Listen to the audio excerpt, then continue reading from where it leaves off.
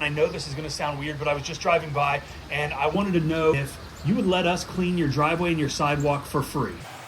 Said nobody ever. Unless, of course, you've got one of those satisfying YouTube channels that offers to work for free or sometimes actually has to beg people to wash their dirty sidewalks or mow their overgrown yards for free. Now, I'll admit it, I've experimented with the free wash videos, and not from the goodness of my heart, mostly because I saw something that I had to look at every single day. It bothered me. I knew the people were too cheap to do it themselves, so we just went and did it. I filmed it, hoping to get a couple views, but those videos, they kind of suck because you guys, I think, watch this channel for knowledge, information, and things that you can implement in your own business to make more money, not just time-wasting, satisfying videos. I also think that the idea of working for free is disgusting in most cases. I think the idea of working for cheap is even worse, and I'm not talking about the YouTube guys because they're actually getting something in return for the free work, right?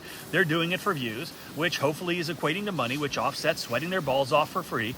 I'm talking about working for cheap or even for free in your own business for no good reason, and in this video, I'm going to share a few things that might actually shock and surprise you about some of these pricing strategies or lack thereof based on all the things that I just said. But before we get into that, I do want to mention that we are offering $100 off how to wash, the #1 selling soft washing and pressure washing training in the world, where you're going to learn how to mix the chemicals, how to apply them safely and effectively, how to clean every surface on a residential property, the equipment you need, the processes, safety protocol, as well as getting your ECP certification. This special ends at the end of this month. There is a link and a promo code below. Okay, so I've come around on the position of using the F word. I talk with a bunch of people all the time about various marketing strategies to get more leads, and this topic comes up a lot. Should you or should you not offer something for free to close the deal? And while I say never work for free, I want you to think outside the box for a minute and listen to what I'm about to say. If you think of every transaction as a value exchange, then you're going to understand where I'm going with this. I see advertisements for businesses all the time where they throw in something for free. And I don't think this is a terrible idea because the word free implies a higher perceived value than a cheaper price does. When something is free, people tend to think of it as a big win because they're getting something without giving up any of their money. And conversely, if something is just cheap, even if it provides value to the customer for the price that they're being charged, the perception is that it still cost them something because it involved the exchange of money. Now, another thing is people have a very strong aversion to loss. I hate losing. I know you hate losing. But when something is free, there's no risk of losing anything. You can't lose any money, so it's a bit more appealing. It also makes it easier for people to make decisions because when they're getting something for free that they normally would have to pay for, it's a no-brainer. On the other hand, though, when something is just cheap, there's still a risk, even if it's small, of making a poor decision with your money and not getting the value that you want. And let's face it, people hate losing or wasting money. And let me also say this, we don't do anything for free. You are going to pay us for something.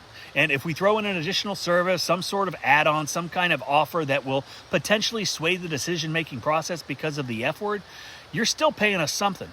We're going to get paid for the primary service, and that price might be a little higher than normal because of the special offer, but the perception is the free outweighs the higher price. But even if you choose not to do that, you should always ask to get something in return from the customer for the free service. And that's when human nature comes into play. When people get something for free, they feel obligated to reciprocate in some way, but you have to ask for it. Ask for referrals, reviews, spreading the word about your business. Maybe it's a sign in their yard, something that benefits your business. These are unbelievably valuable, and while you can't put that value in the bank per se, your business will definitely benefit from it. But again, you have to ask. You can't assume that people are going to do this for you. And don't be shy about reminding them, right? Hey, just wanted to remind you we threw in the free window wash, or we threw in the free patio cleaning, whatever it is. If you could help us out by leaving a review, we would really appreciate it. Simple, and make it easy for them to do it. I've got email automation in place using Quote IQ that handles it for me, so I never have to remember to ask. It's just automated. Send them a link to your Google business page via text and email, or you can do it in person, but you have to ask.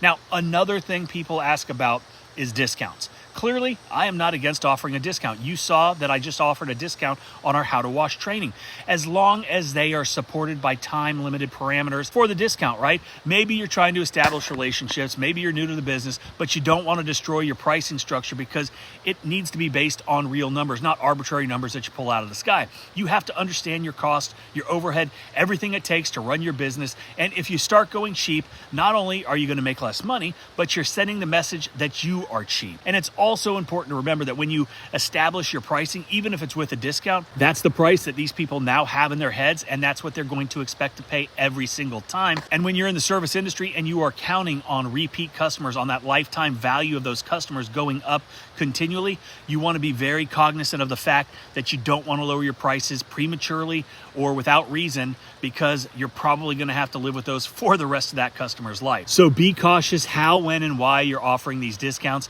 and never, ever be the cheapest guy out there. And that is it for today's video. And I really hope you guys didn't get freaked out by that gigantic skeleton in my front yard.